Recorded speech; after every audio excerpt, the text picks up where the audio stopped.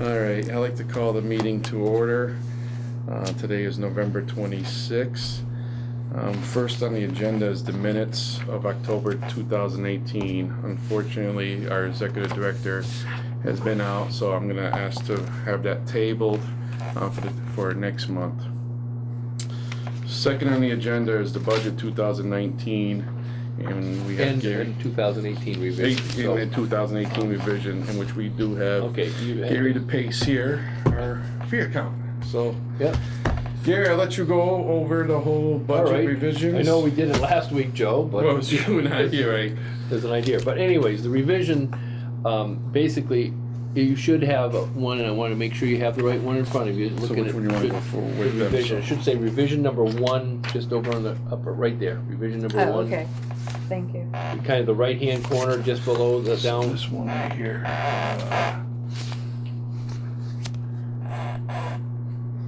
Here, I'll give you my copy.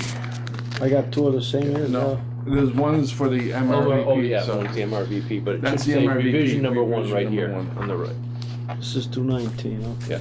Okay, the revision on this year's budget, we're submitting to DHCD for really one reason.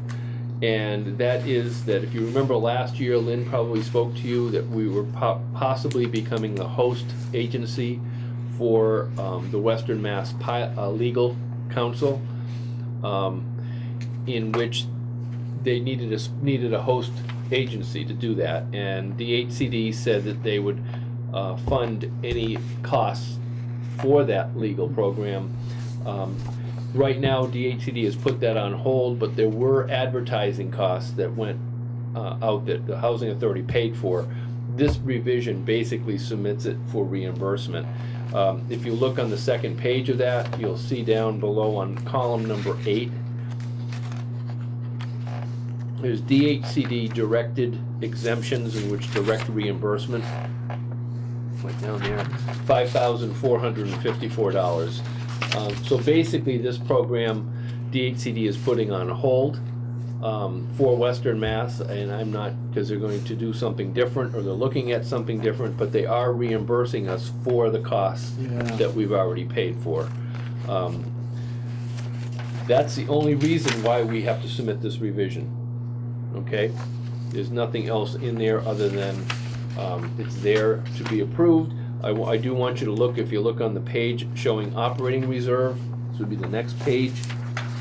This is what's going to tie into our, when we talk about our 19 budget, it should say operating reserve balance. I don't know if you're looking at the budget. I only have 19 one. Oh, you only have 19? Okay, so if you want to just follow me then on the revision. It just basically shows you on the bottom, which is our position. We had operating reserve at the end of last year at $341,836. The current budget that we've submitted and have been approved takes $49,801 out of reserve. So we're looking at our reserve balance at the end of this year at $292,035, or 57% of maximum. Remember, those percentages are the part that qualify us for many things. We don't want to be over 70%, and we don't want to be below 35%, really.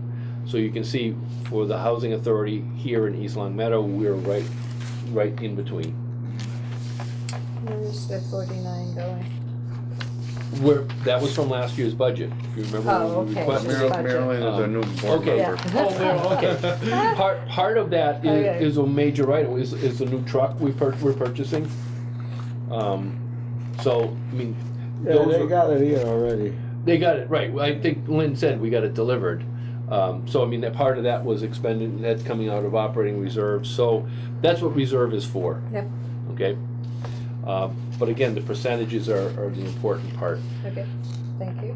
Any other questions on the revision? Because like I said, before we get into the new stuff, which is fiscal year 19, I just want, if it's acceptable, that's one of the motions that is required. So if there's no other questions to Gary, I would entertain a motion to accept the revision of the 2018 budget. I'll make the motion. Do I? Can I ask him a question? Now, this money here, are they in escrow or something so they can grow? No, basically, it's, your operating reserve is like retained revenue. We have cash, yes, we do. Yeah. And a lot of it is in our MMDT, Massachusetts Municipal Depository Trust. Yeah, but do we get any money for it? Any interest? Yes. Yeah, how much? But, well, right now, I think MMDT is paying about 2%, 2.3%.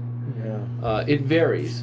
The Massachusetts Municipal Depository Trust was developed by then the Commonwealth's treasurer, Robert Crane, years ago. It's just an investment tool for municipalities and housing authorities to get a higher interest and have 100% guaranteed funds. Yeah. Okay. But Yeah. we don't have to keep putting money in there, do we? I mean, if we don't, if you tell me every year we're supposed to have that much in reserve, okay? That's your operating reserve. It's like a Right, right. retained revenue. It's not cash. So we don't have to keep putting money in there.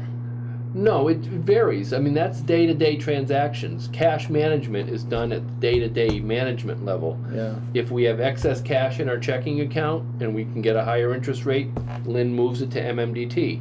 If we have bills and we have to pay a higher cash out that particular month and we need additional cash, you can transfer it back. That's just the investment tool.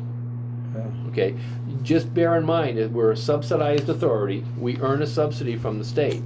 The more interest we earn, the lower our subsidy.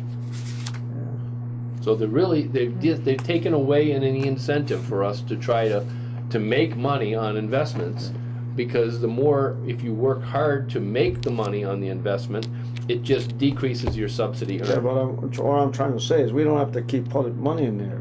Well, we don't put money into the The thing. reserve. We have To maintain maintain it it. between 35%. But we and hardly 70%. use that part, right? Mm-mm. They don't use that part. She doesn't use that part of the reserve. Well, we might.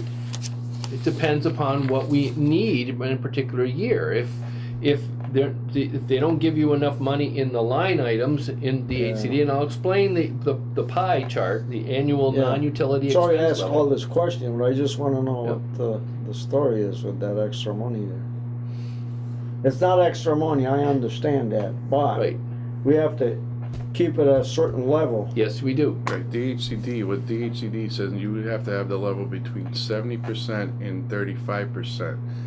So, so we have So you're gonna be roughly in $300,000. Right. So what and happens? it's there for emergencies, and it's there for special Right. uses. An example is we needed the new truck this year. We had reserve money. We budgeted to use it. You can't just use it unless Yeah, it's but they part of the give her budget. $100,000 extra this year too, as I recall. That was the 10% increase Yeah. of the A and UEL. It wasn't Yeah, so they could have 100,000. bought it out of that instead of using the reserve money. It flows. Yeah. I mean, it's an accounting I mean, term. I'd I'm like just trying to explain figure out what's going on here, that's all. I You understand what I'm saying? She got $100,000 extras that she didn't expect. Am I right or wrong? in last year's budget. Yeah. No. Where did you get that 100,000? She 100,000, got. We got a 10% increase. which was 100,000. No, which was 40. I Went thought it from was 548, 887 to She's showing it 603. somewhere. And we got a $10,000 tech grant. Okay. So the increase in the annual non-utility expense level went from 548, 887 to 603, 776. Yeah, but she said something about an extra 100,000, and I'm not that good with all this stuff, but I can remember one thing. She said I'm getting not $100,000 extra on top of my budget, which was 600 and change, and she had another 100,000 somewhere. But that's what I remember. I don't. Of course, Okay, Ben. I don't recall ever saying that. But that's what she said. I don't know. I can't speak for But them. it's okay. Okay. I'm just trying to say, I know I don't know a lot about this stuff, but I can remember $100,000 out of 600 and change.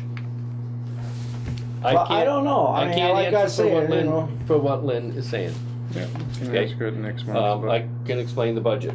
But anyways, the revision, that's where it leaves us in a financial position.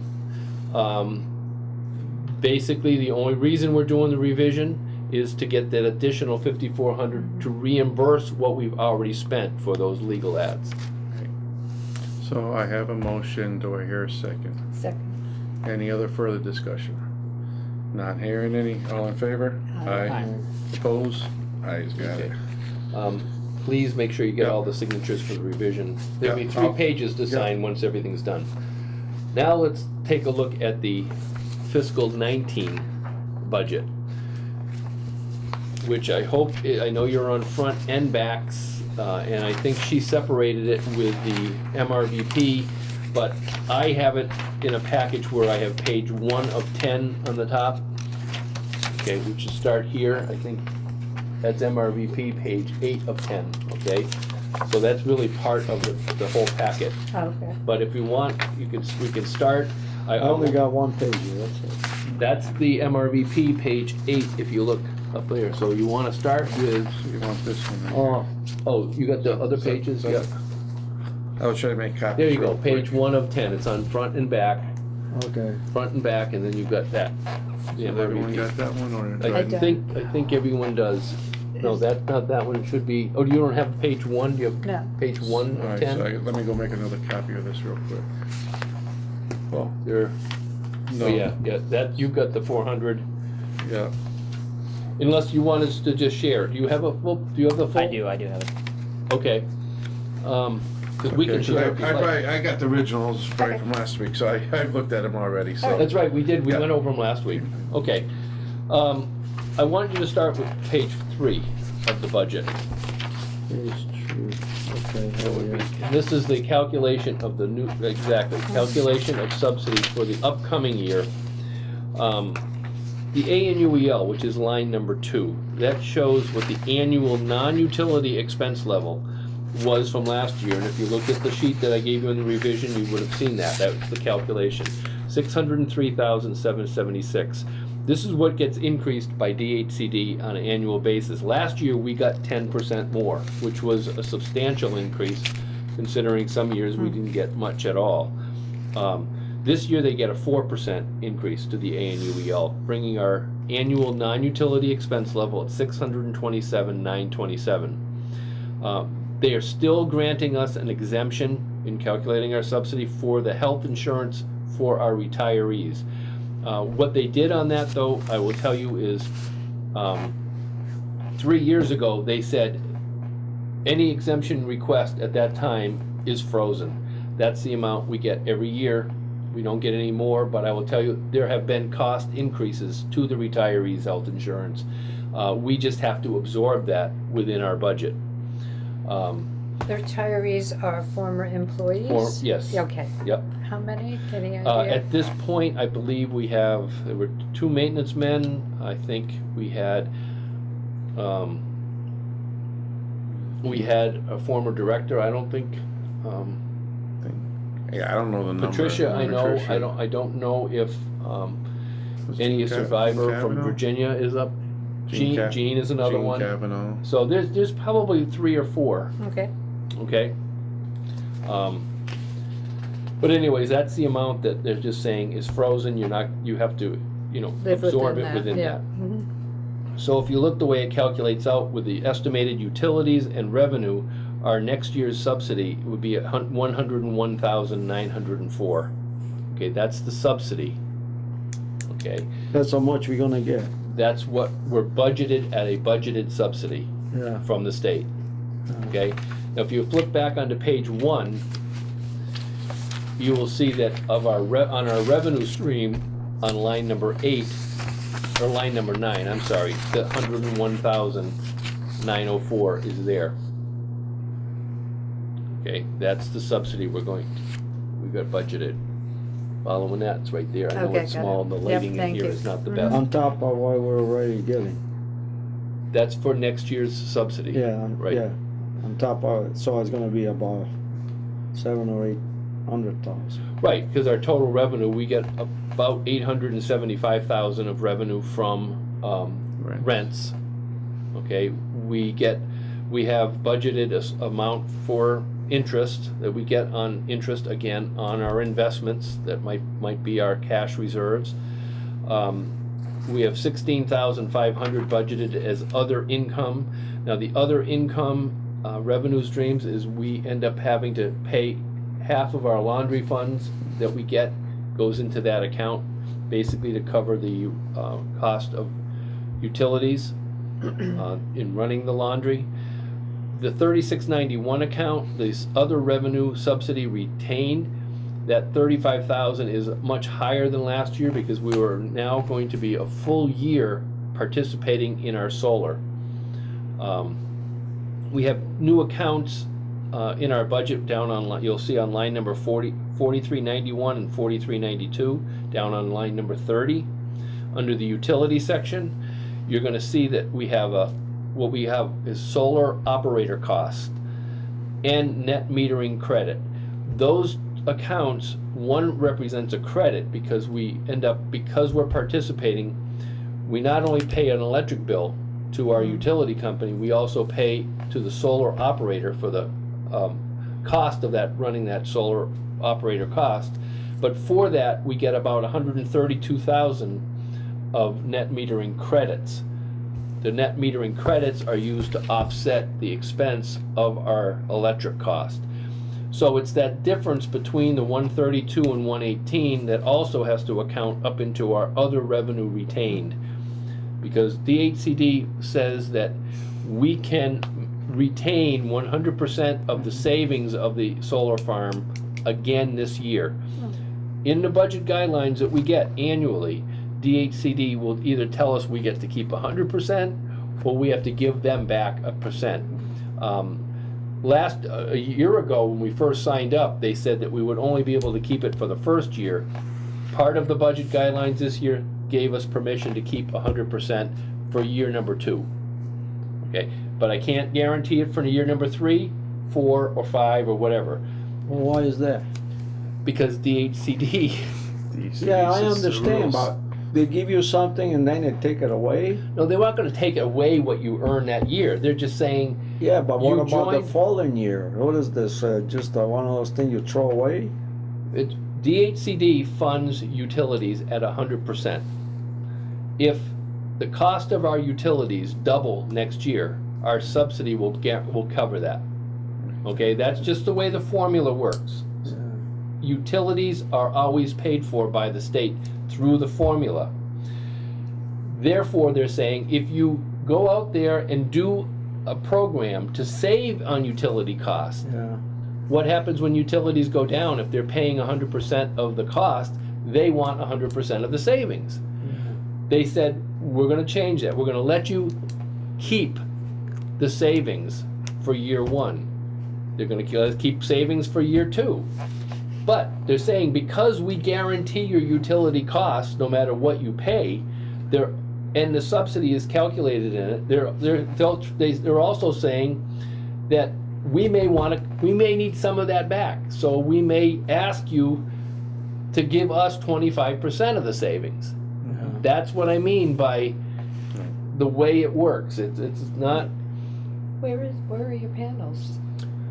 We are part of. I think it's Charlton? Charlton? Charlton, Mass. Oh, They- wow. It would have been too close if it was down the street, you Yeah, know? wow. Yeah, so it's a. Well, So somebody's getting paid off there. The solar, I mean, I could tell you the whole theory behind it, but the intent of solar panels by the Massachusetts Energy Company was to get them built, was they would go out and to permit those panels to go up, Yeah. they had to have so many of the customers as either housing authorities or towns or municipalities. That's how the state licensed it.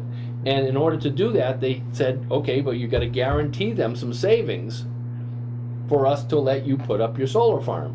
So that's how it really generated. Yeah. And those, in my opinion, those who don't part of it pay higher rates, and it's all a redistribution of wealth. We're Well, going to charge other customers more in order to give something to them. I mean, I own the house, okay? And like Eversource called me up and it says I'm gonna sell you electricity for 6 cents a kilowatt, and I was getting like 16 cents from National Grid. So I went with it. Well, everybody was paying a high electric bill, and I was paying half of what they were paying. So why can't they do that here, like I did? They may. I don't know. They may. I mean, we have. I mean, you know, I know everything is run by the state, but if they got to account for everything here, right?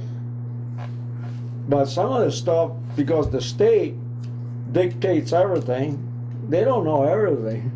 I mean, as an individual, I had the right to go with, you know, and all my neighbor was paying 16 cents while I was paying 6 cents a kilowatt. And then, you know, they were afraid of change, but General Grid, they get the electricity from other company like I was getting it. And I was getting that electricity out of Tucson, which you got plenty of everything there, you know what I mean? Solar or anything you want. So I think Lynn has used consultants called Direct Energy. yeah. Secure Energy. Secure Energy.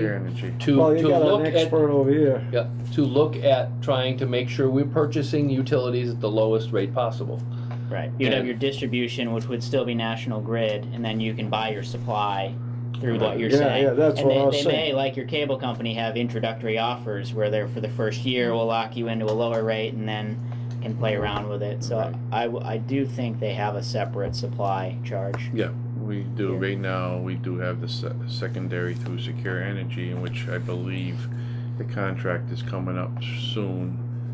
I'm trying to think. Right. Two different So houses. that's- but that's mine, how I you know look at mine it. is Yeah. coming up in Connecticut, so I believe the one here is coming up soon. I don't know if we did it in the winter or if it was in the summertime that we got in there, but you know, a lot of times it's probably, and James could probably verify this, it's probably better when you get into those contracts in the summertime because the rates are lower than it is at the winter time. Right, and you never know. And it's all a gamble on when you get the secondary company, because they're saying, okay, based on the past 2 years' history, this is what the cost should be, and everything else, and you know, you lock in and something else happens that Right. it might be lower if we didn't go with that company. So it's almost a gamble on which way you're going, because Sorry it's to like interrupt. playing the stock market with Again. that.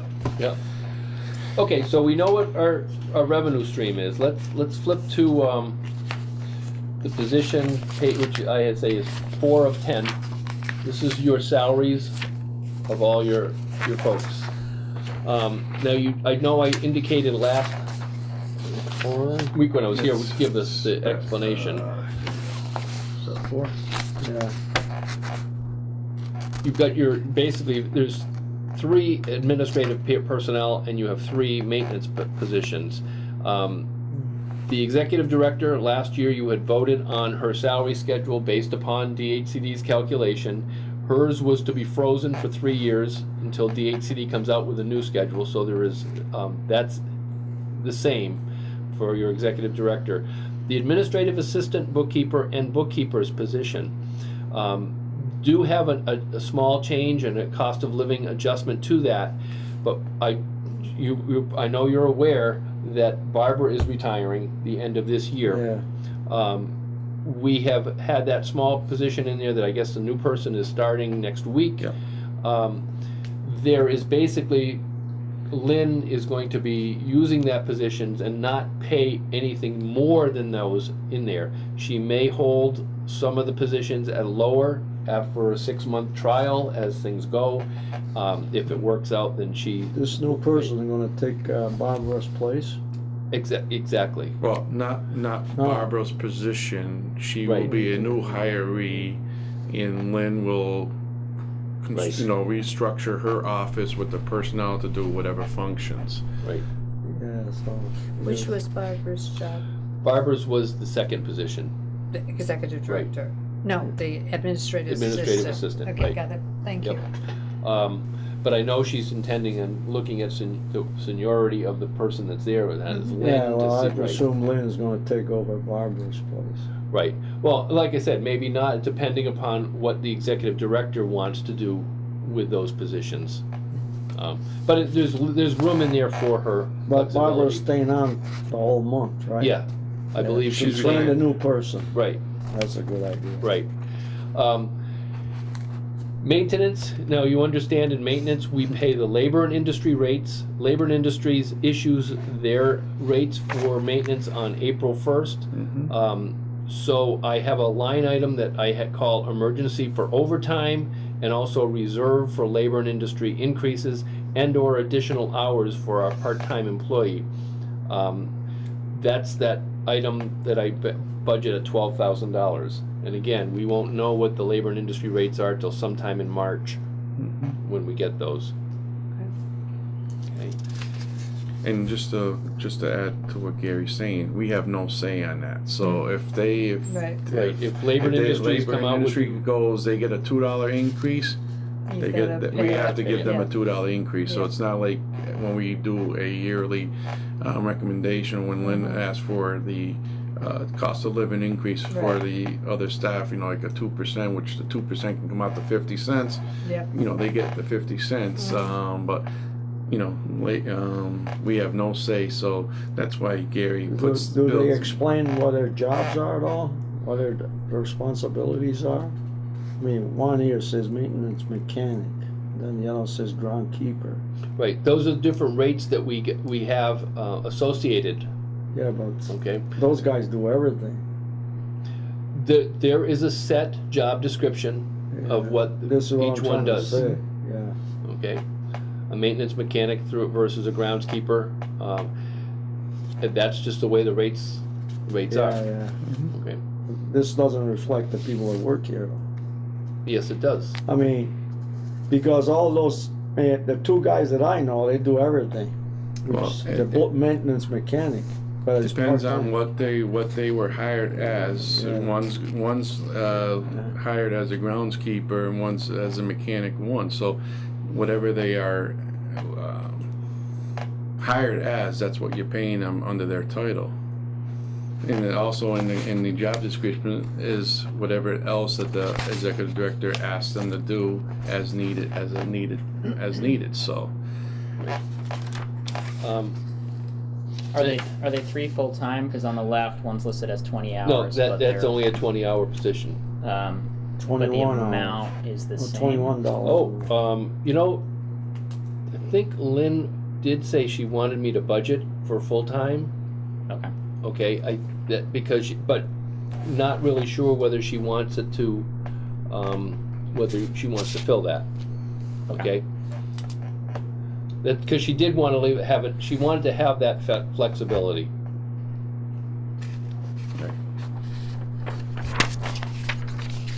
You mean because of the rate? Right. Right, Gets a- just, in other words, he gets a we full- were funding that position for full-time at 37.5 hours, that 20-hour person. And I think she wanted it in there in case she feels she wants that person full-time, Yeah. okay?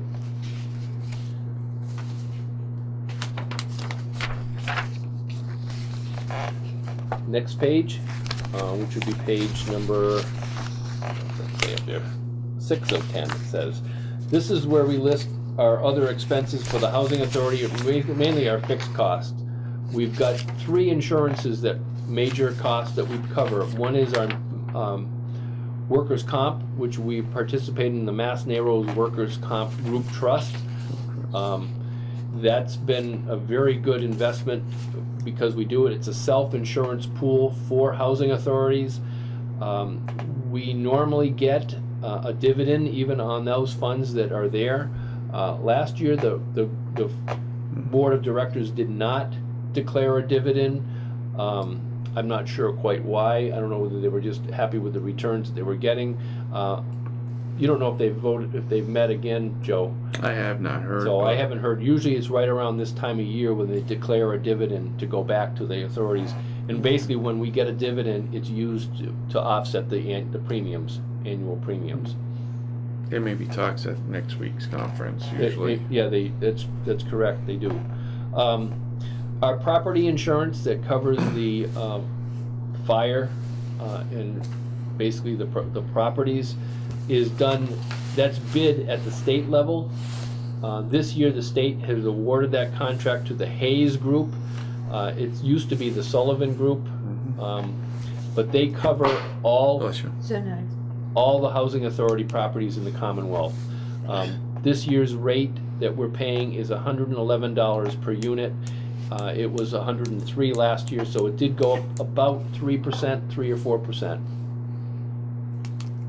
The other insurance we have is basically the one that, it's the lowest one, and that is our truck insurance. And that's really the only insurance that we kind of aren't geared, we're not tied into having to pay a specific rate. And I know that Lynn shops around for that. The employee benefit portion of the budget, down below, we contribute to the Hampden County retirement system. That $69,500 that we're budgeting, that represents 1/2 of the appropriation that we already know what it is, and I've estimated that it will go up a similar, up another probably 5%. That's about what it's been going up every year for the second half of the appropriation. We pay the lowest state unemployment rate, which is 0.1%, because we have not had any claims, and I don't think we anticipate any. The other big ticket item is the group insurance to the group insurance commission. That is the health insurance that for not only our retirees, but also for our employees. That's why it's a big ticket item. We also pay our Medicare tax, which is 1.45%. That's paid within salaries through to the Treasury. And then we also have a dental plan that we have for our employees. So, any questions on those? Is the retirees insurance in this group Yes, it insurance is. amount? Yes, it is. Thank you. That's for everything. Mhm. Utility costs down below, you'll see that's just a calculation that shows what our costs were the prior year for actual, and then what we're estimating. And again, it's the water, electric, gas, and we do have a fuel one, which we only pay fuel to some of the houses we have only when there's vacancies. So a lot of times, as long as those are occupied, we don't pay electric. We don't pay the fuel the tenant pays.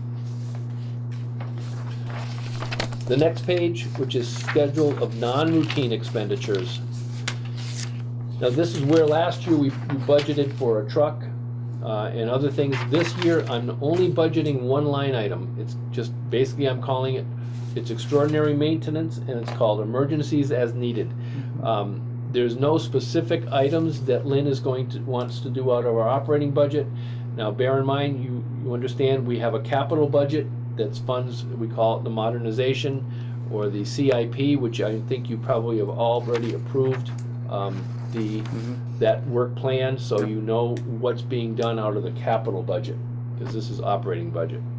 But I did budget this line item because sometimes you never know what comes up. We might have an expensive turnover, that requires something major. Some of our family units, that's what's happened in the past. Yep, Okay. most recent one, yeah. Now, flipping on to the page 7 of 10, this is when we talk about operating reserve. And I already showed you the upper numbers here where the first two numbers are basically your maximum reserve and your minimum reserve. Yeah, right there. Last sheet, yeah. Yeah.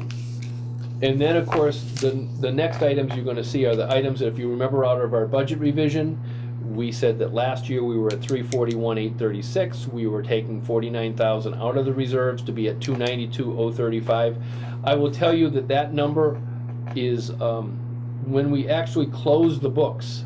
When I close the books for December 31 and give the year-end reports, which we'll do at the end of February, what you want to do is you want to ask and look to see what our reserve is that after we close the books. I will tell you it will not be below 292,035. It will be some number higher than that. But at the worst case scenario, when we spend every dollar out of the budget that we can, we would be at 292,035. You can see this year we are not doing much to come out of reserve, $9,964. And if you remember that includes $15,000 of emergencies as needed. So if we don't spend the $15,000, we actually have a budget that I'm presenting with a surplus, which would actually increase our reserve by about $6,000. So again, percentage-wise, that leaves us at 54%. Again, we don't want to be over 70%. We don't want to be below 35%. That keeps us in a safe category. Okay. Can I ask about the Sure. operating subsidy from DHCD? Just Yep. so I understand that better. So that's a fixed amount. So if we over or underperform the budget, that stays the same, or do they take some of that back? Here's the thing, and when we do a year end, and let's go back to that page 3, because that's a good question. I'll try to explain it the way it works. We budget a subsidy. Okay, this is what we call a budgeted subsidy. This form, which is the operating subsidy calculation, ANUEL, you'll notice over on column number 3 on that report. Yep. This report, this form itself is used both at our budget and it's used when we do our year-end report. It's almost like a tax return. You do an estimated tax return, and then you actually file a final tax return that's due at the afterwards, and then you calculate your actual tax, and you either get a refund or you owe. In this case, what happens when we do a subsidy calculation, the ANUEL stays the same, the health insurance stays the same, but when it comes to utilities and revenue, which is column number 1 or row number 1 and row number 5, when we do the actual subsidy earned, we use actual. Okay, so the example, and I want to try to tell you this: if our revenue goes down because tenant rents go down, okay, and rent because we actually will increase our subsidy. If utilities go up and cost more than what we budget, subsidy goes up. But that's why I was trying to say before, because of that formula, if utilities go down, okay, we have a mild winter, we don't get to keep that savings. It goes in our decreased subsidy calculation. So that's why I try to say but what does stay constant is the ANUEL, the annual non-utility expense level, which is why when I give a monthly report, when I give Lynn monthly, I tell her where we stand.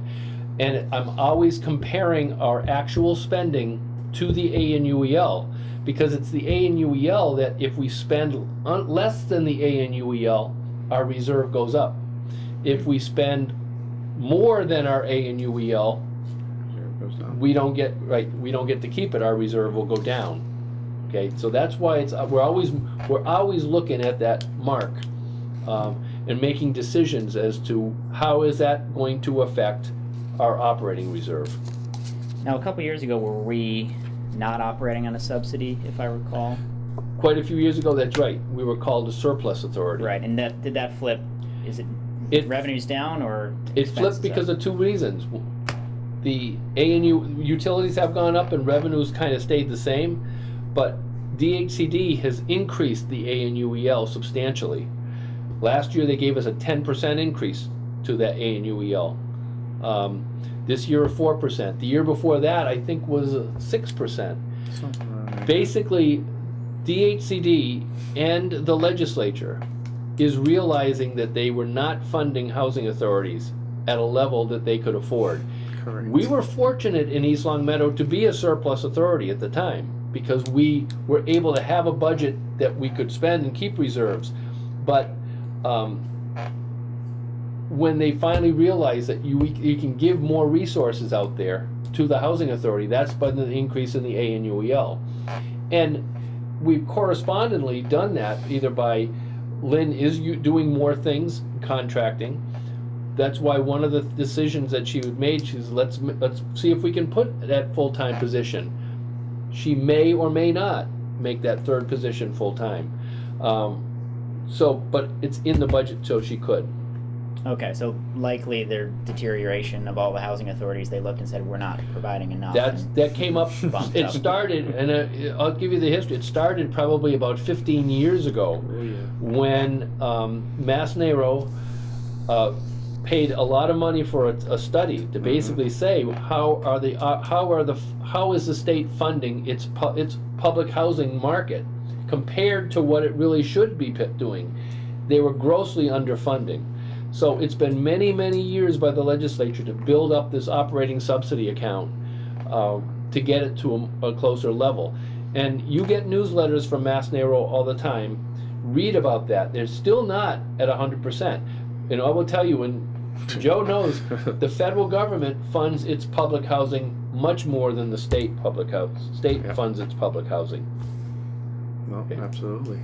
You know, it's Okay, just it's taken a while. That's why, unfortunately, you hear a lot of stories at the state But- public housing, how bad the units are.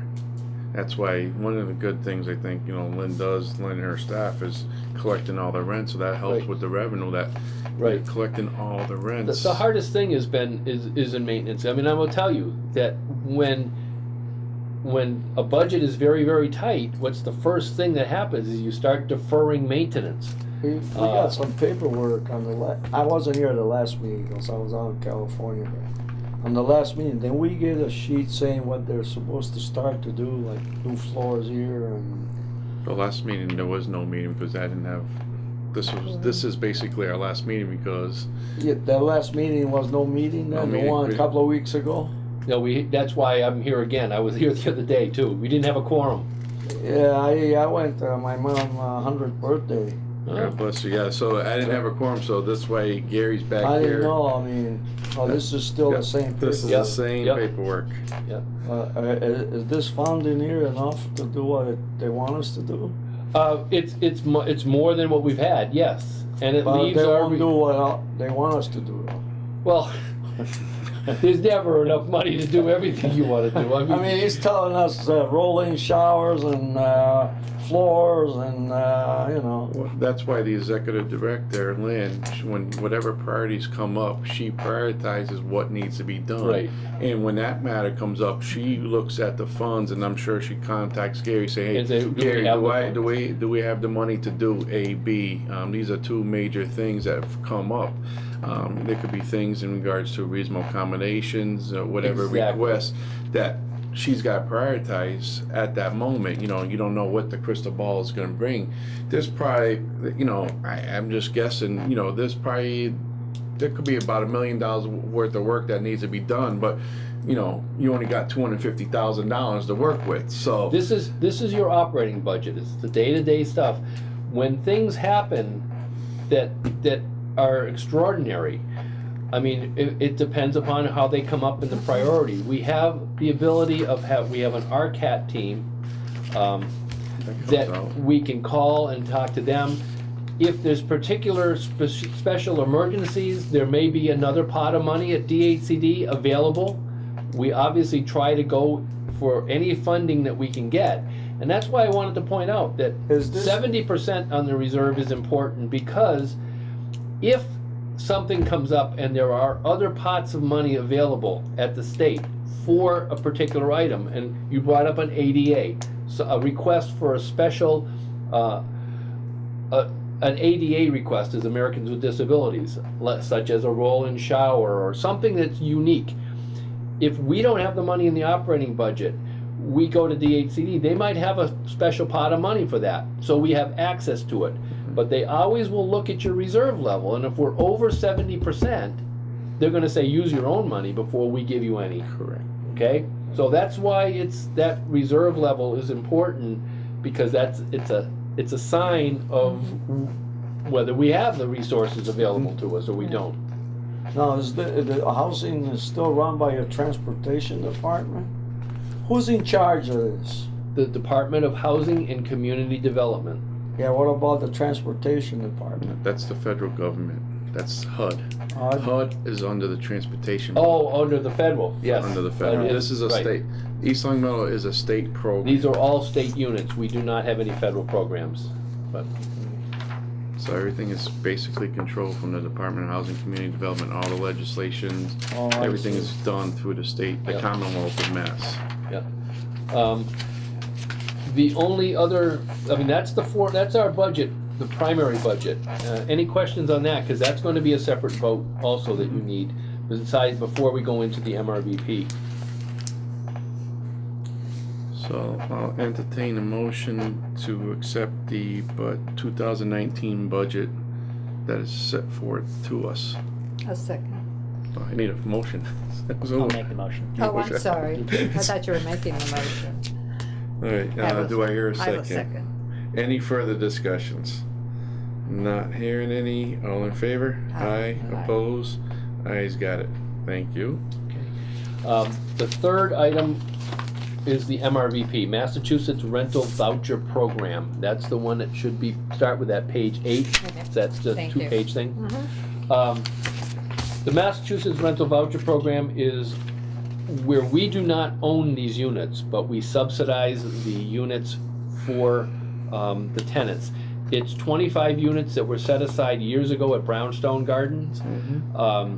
So all we do with this program is we maintain a waiting list for tenants that go in there. We subsidize, there's rent calculations that are done on those 25 tenants, and whatever the subsidy is, we pay to Brownstone Garden every month the subsidy. We then request the subsidy money from DHCD to pay out, and for that we get an administrative fee, which comes out to about $12,000 a year. So this budget that I present, I've already presented a portion of it where we talked about salaries, all the insurances, administrative other costs. That's just gives us ability to allocate some of those costs to this program. It's a break even. We budget 12,000 in, we budget 12,000 out, and that reserve level, if you flip on to the page 9 of 10 when we have operating reserve. Now, for operating reserve in the MRVP program, there is no minimum and there is no maximum. It's just what is your operating reserve. Our operating reserve net program is $3,470. It's not a large amount. What we're budgeting is $87 to come out of that reserve for this operation. So it's basically a level budget. What comes in is going out, and our reserve is roughly $3,300. The one thing with the MRVP is they have not changed the administrative fee probably now for 9 years. I don't think 8 or 9 years DHCD is still level funded. Just an example between the state and the federal, we get $40 a unit to administer the MRVP. If we were administering Section 8, Yeah. those are funded at about $103, $104 per unit per month for administrative. So, but it's a break even. We budget to break even with that. Why we subsidize those 25 units? Goes back to the original contract. When Brownstone opened, they probably took a comprehensive permit to build them. And one of the contracts that they probably did with the state was they guaranteed that they would maintain 25 units for the Massachusetts Rental Voucher Program. Oh, I see. Okay. So anything they're gonna be paying it to Brownstone. We pay subsidy to Brownstone every month. So what happens, Lynn has a wait list. Whenever there's a vacancy, she'll go through the criteria, the eligibility crisis. Once it's all qualified, based on their income, tenants will pay X amount of dollars, and then DHCD will pay the remaining. And we pay the So balance. those 25 units, if they're all occupied each month, depending on what the HAP payment, the housing allowance payment is, I'm just going to throw out a number to make it even. If it's $10,000 each month, Lynn would send $10,000 to the Brownstone and then requisition the money to DHCD for that $10,000. Yeah. Right. So it's just It's a revenue. money's It's due flow in. money just going around. And you'll see online on that page, what's estimated right now about how much we pay to Brownstone is about $23,000 a year. $23,500 a year. See that number right there. Yep. So the if it comes down to a per unit month, the average subsidy that we're paying on those MRVP is roughly $78 a month. Which means, and I'm not sure what the contract rent is down there for those units. They might be $600. I'll just Yeah. give you an example. Let's say it's $600. Then it means the tenants are paying $500 and something dollars, and they're subsidized Right. Is 78. one of those units part of federally funded down there too? The one I don't know. I don't know the ins and outs of Brownstone. because they have an elevator there, and normally when they got 2 floors, if it's federal too, and state or whatever, they usually have an elevator. And They're the pretty- only they're one pretty down good. here, they got an elevator. But back then, whatever the rules were back then, you Yeah. know, When they're we built, don't know right. what their concept was But when they went it to the might state. be or funded something. from federal too there. It's very possible. It's very possible Yeah. that it was a Section 202 project. But the only thing I know of, when the recent ones, if it's a newer ones, and they have an elevator for a 2-story, it's probably because they have a handicap unit on the 2nd floor. What I'm saying is, this one is off 83, the other one's on the next street, Pleasant Street there. But I'll go there before I Yeah, got but we here. can't speak on behalf of Brownstone when it's whatever the paperwork that they, Right. you know, when they pulled the Yeah, I'm permits. just wondering what they, because the only one that's there is, got an elevator, is the one off 83. The only thing that the only reason why we're involved is with whatever agreement that they made to Yeah, the in state. those They years. asked for 25, it was probably for the funding and going to a bank loan or whatever, that knowing that here's a leveraging that will, so, at least we have 25 vouchers, MRVP vouchers that will liquidate some of the funds, saying that we know that 25 units will be getting X amount of dollars each month. So that was their leveraging plans per se. As you know, probably about a year ago when they went up on the rents, and that's where, that's the battle that Lynn has been having with Mr. Carr over there in regards to the rental increases, that, some of the tenants now, because of the MRVP, are paying almost the full rent themselves now. So Right. they're not being subsidized whatsoever from the state. So there was that paperwork that she had gotten and has been having those discussions with Brownstones. And she can only do what the MRVP guidelines are allowing. Correct. That what DHCD submits, so. But they can do anything they want there? I don't think so. No, but No, we no. can only do what We only can do what. we can only pertinent do to what us. we can do for those 25 Yeah, right, vouchers. Anything If you else with rent- the remaining. The other places, I don't think they can charge anything they want. They gotta go by a guideline. But they're probably, those units might be governed by the HUD guidelines, Yeah. which might be higher. Okay. So you can't always look at what's happening on the other sections. You only can Yeah, I really basically understand. look I'm at just the, wondering, because I know I get stuff sent from everywhere. Because I had applications everywhere, but, and then they tell you if you don't like the rent, it's negotiable. I don't know if they can do that. I mean, well, Depends upon their funding source. you know what That's I'm you have saying? to look at.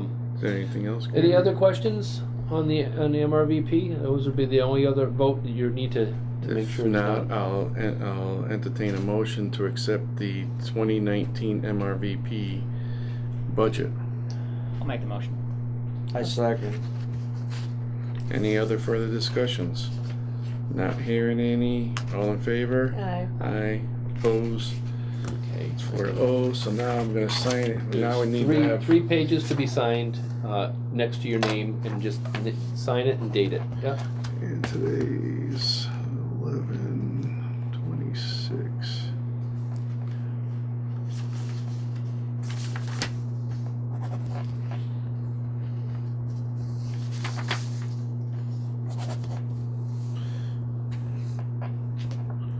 I'm sure Lynn will.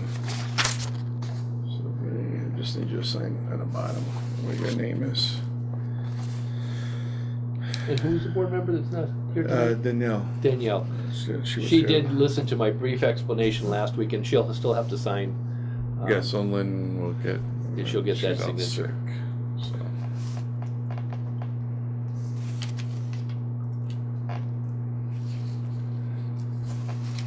Thank you once again. All right, Thank Joe, you. thank you. Nice meeting you. Nice meeting you. So we'll Good make seeing you sure, again. we'll make sure Lynn gets you these because you gotta get these Yeah, off next month. I said, I told her that as soon as she gets the other signatures, Yeah. too bad, because otherwise we could have got them done on the submission now, Yeah, but, absolutely. make Thanks, sure Gary. she gives Yeah. that notes too, No, so that we know who made the I, motion and who seconded. Oh, don't worry, that's why I'm Okay. checking all trades. All right, very Thanks, good. buddy, I'll see Take you. care. Thank you all. Thanks, you. Gary. Holidays. Thank you. Alright, next on the agenda is the heater's fireplace.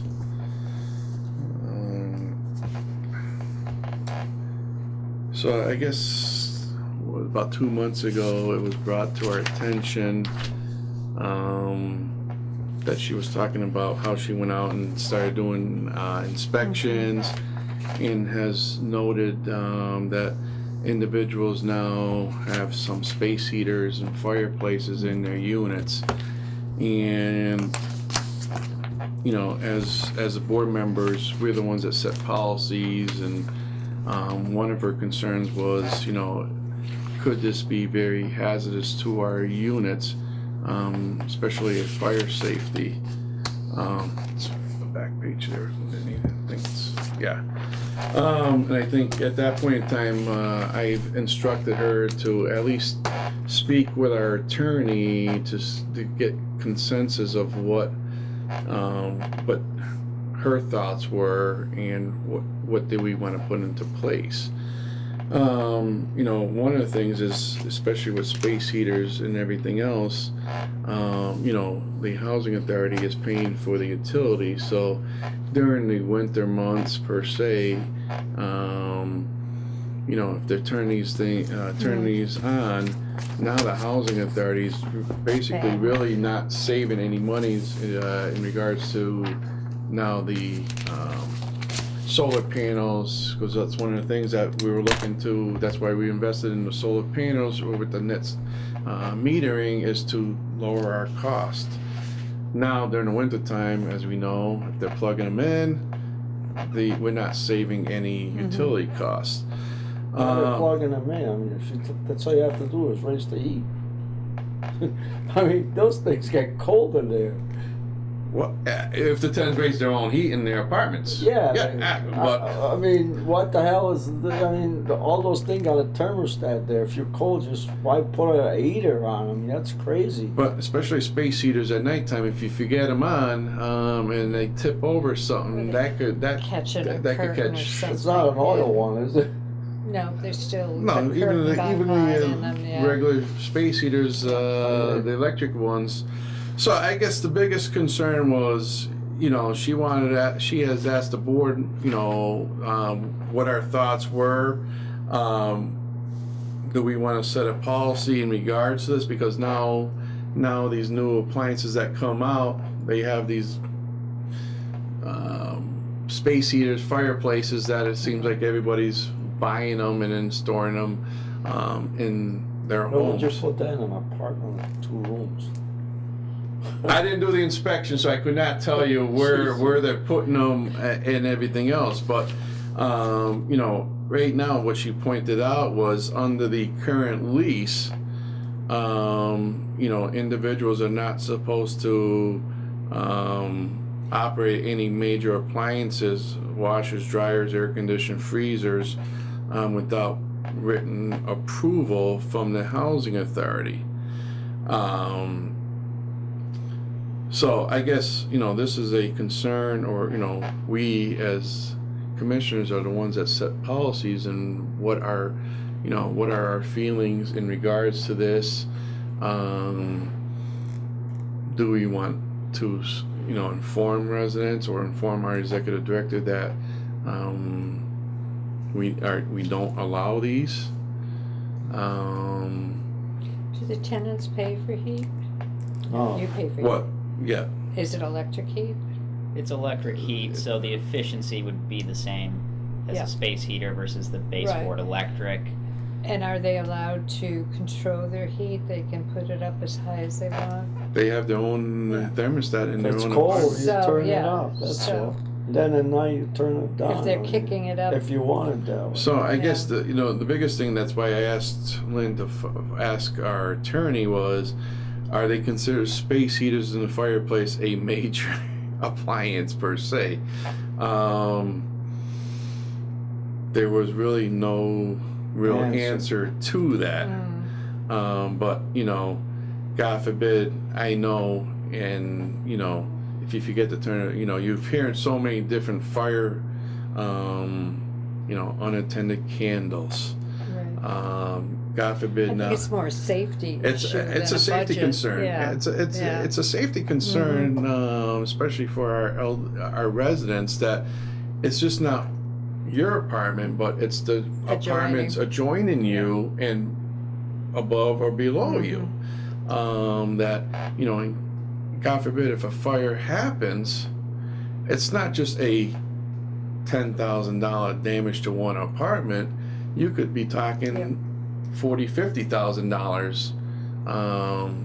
Especially firefighters love coming in with the axe and just knocking the doors down and everything else. So Lynn just wanted to know what our thoughts were, and should we come up with a policy saying we don't want space heaters anymore, because of safety. But this space heater, she didn't find it in one of those houses, did she? It's wherever she did inspections. So she does inspections in homes, and you mean the houses that we because have. some of those some of those houses. She's found some here in these apartments here. Oh, here. Here, I don't think they need. Personally, I don't think they need a space heater. I'm sorry.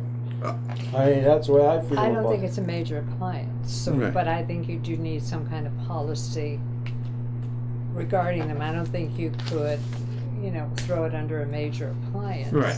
I don't think. What And do that's you why think? the attorneys really Yeah. didn't come up with an answer. But with here you got 190 residents that we, with all the 4 different, 3 different complexes in the scattered sites. I can understand putting a space heater in a house where one of the room doesn't get enough heat or something like that. But Well, the only time I would say I would agree a space heater be in an apartment is, unfortunately, if a boiler went down, that you don't, to keep the residents warm, and not to But if freeze their the heat place. is electric, they're not going to be able to. If the heat went down, there's Correct, but they're not- if you're Otherwise, in the right. single family homes and all that stuff, Yeah, right. The gas went out. Yeah. that you got gas services, absolutely. So, Yeah, no, it's a tough from an energy standpoint. It's same, so it would feel odd to prohibit them all together because you're not gaining any efficiency or not by running it. There's also many ranges, so if you have just a small thing that has a fireplace look on it that's more like a TV screen, it may not even be giving off heat, but they like the look. And, I don't know how comfortable I would be just banning them outright, because you might have some that put out a little heat or not, but maybe the issue would be like when we issued the air conditioner policy, there was guidance on that you shouldn't plug it into a surge protector, or following the guidance of the product itself. I don't know if just issuing guidance would be helpful, if there's other ways. Maybe. and the other thing you have to watch out for is clearance.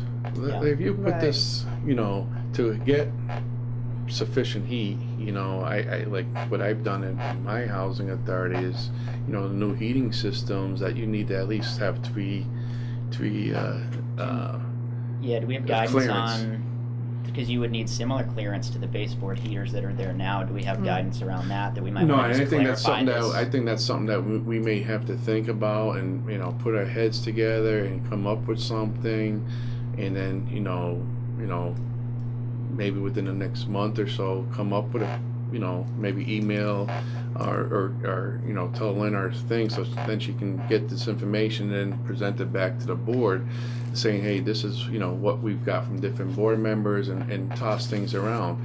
Because God forbid, that's the only thing I'm worried about is Safety. Is the So safety. this went out to the residents? No, this was something that she just has given us, and she wanted us to come up with things, Well, and maybe, you know, that if they're gonna have one, they should kind of register it and somebody look at it to make sure it's. well, that's why I think Yeah. she's like saying, okay, you know, Yeah. if we allow Let it, us know, yeah. if we allow a space heater slash Yeah. fireplace, They you know, give me like, this.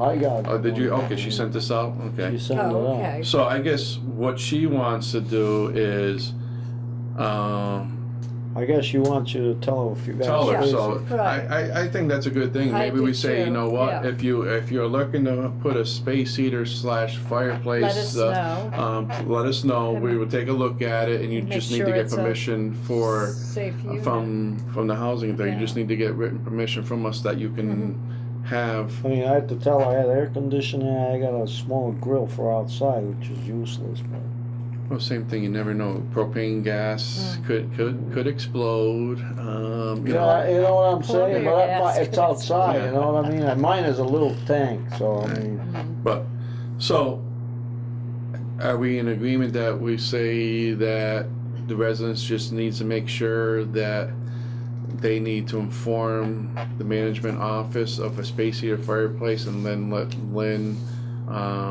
make a final decision on if it's The accepted or not? safety, yeah. is that what you think too, or? I'm only one vote, you know. Yeah, but what I'm trying to say is, And I agree what Jim says now, you know, thinking that if you are putting that in, it's not going to really be increasing. It's probably not, but like older people may be watching TV with like more heat by their feet or Yeah. whatever, you know, it's probably, Right, but Yeah. then you're saying same thing. God Yeah. forbid if they got slippers on Right. and they or their are too blanket, close, Oh, the blanket, yeah. and now that blanket catches on fire. So Yeah. my major concern is fire. well, fire, but Safety. the clearance, Yeah. making sure there's clearance. Yeah. You're absolutely right. You know, Yeah. you have an individual that's got the blanket and all stuff. Mhm. God forbid you're there and you fall asleep. You know, you dozed off in Yeah. your lazy boy chair, and Yeah. God forbid, It's you not don't like want to see it happen, the but God baseboard, forbid. you know, that electric baseboard, it just gets up to a certain temperature, then it shuts off. So it's pretty good heat, but it's kind of dry. I don't know. I keep sneezing every morning I get up. So in your apartment, you have it set at X amount, and it's well, it's that's warm. about it. Yeah, I lower it if it's get too hot. I lower it, you know. But I don't see what the problem is as far as the heating your place up. I mean, it's only 2 rooms, and as soon as you turn the thing up a little bit, Gets warm. it gets Well, warm. maybe we don't make a you should I make mean, a decision. I was gonna think say I don't know how personally, many this is my she's seen. personal opinion about space heater. Unless you got an oil one, which is really dangerous, an electric one if you got heat.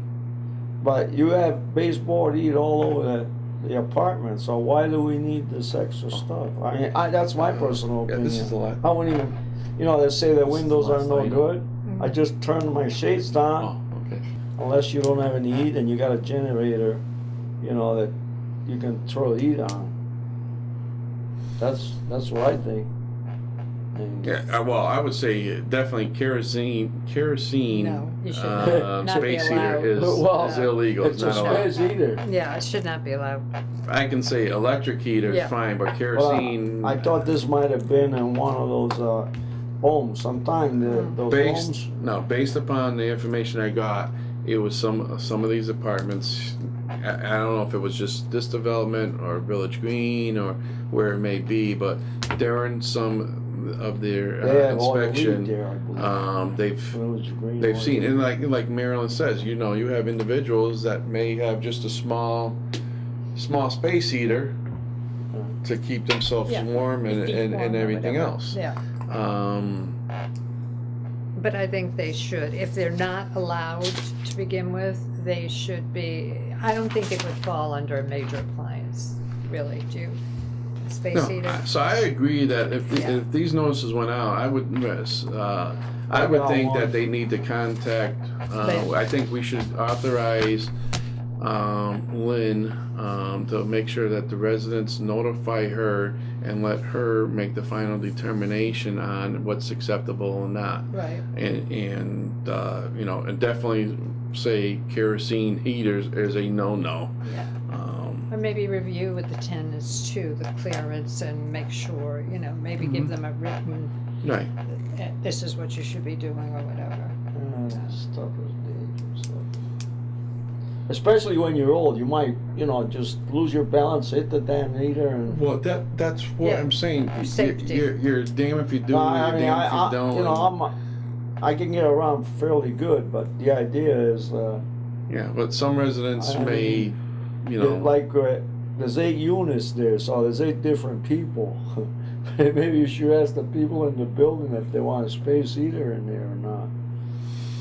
Well, you can't stop people from their daily life and all that stuff. Yeah, you know, we can't I we can't mean, control what I know they got what- enough rules they here, have but in what their I'm trying to say apartments. is you get, you know, you're not the only person who lives here. Well, that's why I'm saying my thing is safety. So it's Right. it's the one thing is we do it for all and say space heaters are not acceptable, or we say that it is up to the executive director to go into the apartments and see where there is, just like Marilyn says, that you meet these criterias. Now, same thing as anything could happen after I've seen it, Right. and I'm just throwing the devil's advocate Right, that now they have it situated the correct way, but as soon as you leave the apartment, it's going there, and now they Yeah. are against the policies. I mean, they made the policy you can't have a charcoal grill, and that's outside, definitely. You gotta have a propane grill. So you tell me. The board, we're, we're the ones who That's set my the policies. opinion. I don't. I So mean, you don't believe we need that we should have space heaters? I don't believe it. No. I mean, it's. You believe I we? wouldn't think we would need a policy to eliminate them. I think that would be overstepping without huge value. I think making sure, just as making sure they don't put out anything over their baseboard heaters, making sure they know how to use them and operate them, some kind of training and education. I don't think there's anything I would have questions on what the current policies are if we're going to change anything. So I don't think we would need to do anything today. So are we fine? Just well, authorizing she the. said they should let her know. Right, So when they so- let her know, I think somebody should take, you know, you should have some guidelines, you know, make sure, blah, blah, blah, blah, blah. A lot of people don't read directions. My husband. Oh, Yeah, you probably, yeah, they'll just plug it in and they won't read the directions, but to have some guidelines, make sure, blah, blah, blah, and not register, but let them know that they do have and maybe one. follow up in a month to just go back the routine and see if they're abiding by that policy, and if they're not, then probably say indicate to Or the maybe individual. educate them that turn, you know, if you're plugging this in or turning this up. Yeah, because the only thing is, I don't know if it's gonna, you Policies know, with these things, if it's blowing any fuses in the apartment. You know, sometimes when you plug these in, you could be, because I don't know the layout, if each apartment has its own circuit breaker, or if there's a main. Do you have a circuit breaker in your apartment? Yeah, there is. All right, so I'm just Right saying. behind the one So- the bedroom door. So I don't know if, you know, if it's tripping now, you know, the individual, if they don't know how to switch it Right. back on, now it's going to be a phone call to the maintenance. If it's at the wee hour of the night, Those- poor maintenance guy's got to come out and say what's going on and see if it's a trip circuit breaker. So so Yeah, and it that, if it's overloaded, it'll trip. right, Yeah, and then the next thing you know is the resident's going to call maintenance saying I have a problem in my apartment. I mean, I know they got circuit breakers there, right behind the bedroom door there. And I can imagine some of these older, you probably have certain areas that are colder than others. Some apartments might be have cold spots, and there Yeah. Well, might I'm be sure valid with- reasons. So right. I think a case by case would be best. So I think like how she's got it in here is that let them Right. contact her and let her make the decision if it's yea, no, nay, and if, you know, I think if the resident is, you know, unsatisfied, the resident does have a right to come in front of the board or, you know, put it in writing, and I'd be more than glad to take a look at it and see if it should be on the agenda or not. You fine with that, Vin?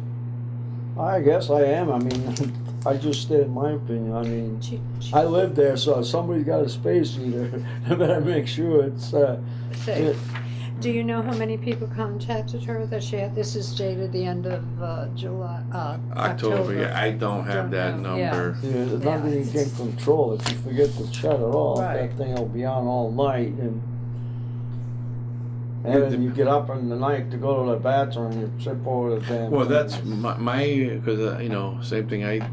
You know, I'm with all the elderly and disabled, and that's my concern. Is I mean, I don't want to be negative, you know what I mean? oh, we're not being negative, but you know, this is our Did you have- responsibility. So I was in the house a Yeah. long time, so I seen things happen that you couldn't believe. So why? I'll talk with Lynn and say we're agreeing for her to case by case of all the individuals since she sent out this letter, as you said.